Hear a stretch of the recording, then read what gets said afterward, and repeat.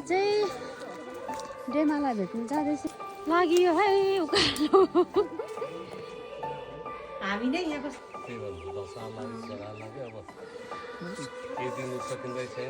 शान्ता दिदीले उता फेरि उबाट होइन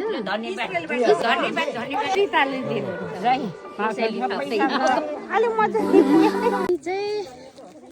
डेमालाई भेट्नु जाँदैछु बाबु हजुर सबैजना आज भेला भएर चाहिँ हामी जाँदैछौँ मामालाई घर हाम्रो त्यहाँ पर बुढो मामालाई घर अहिले आमाहरू जन्मेको अहिले बर्कोपट यत्रो भयो हो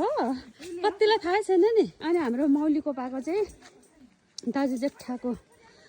नाति साइलाको चाहिँ घर जलेको थियो त्यही भएर आज हामी सबैजना भेला भएर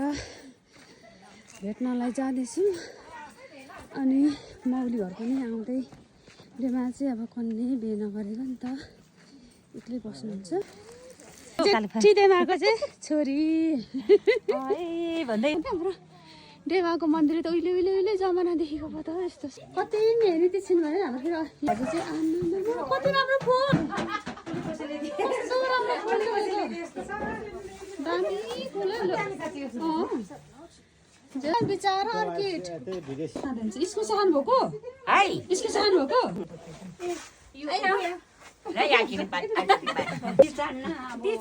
मको काइला काइली गुन्द्री छोरी यानी या गफ गफ हुँदैछ सबैजनालाई सेवा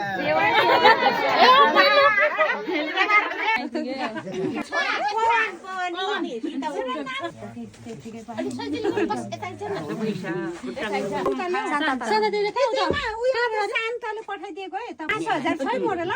कसले पठाएको अरे शान्ता दिदी लाइभ भिडियोमा त त्यसै गर्दैन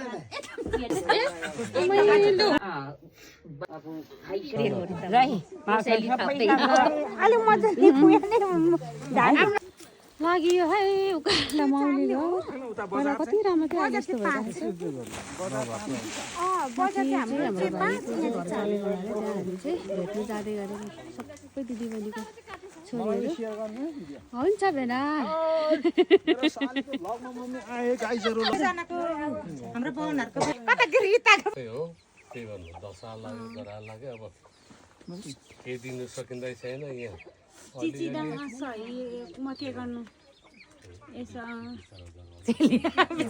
भाइ अब यस्तो दिन दशा भनेको जानिँदैन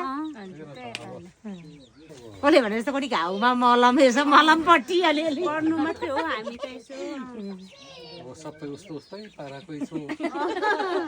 अब हाम्रो परिवारमा कोही डरो छौँ न कोही बाहिर कोरियातिर कोही खबर पाउने जति चाहिँ यहीँ घस्रिँदै डुलिँदै यतैतिर अब ढुङ्गा मात्रै गरी के थाहा पाउँदिनँ पो त म त आयो आएको नि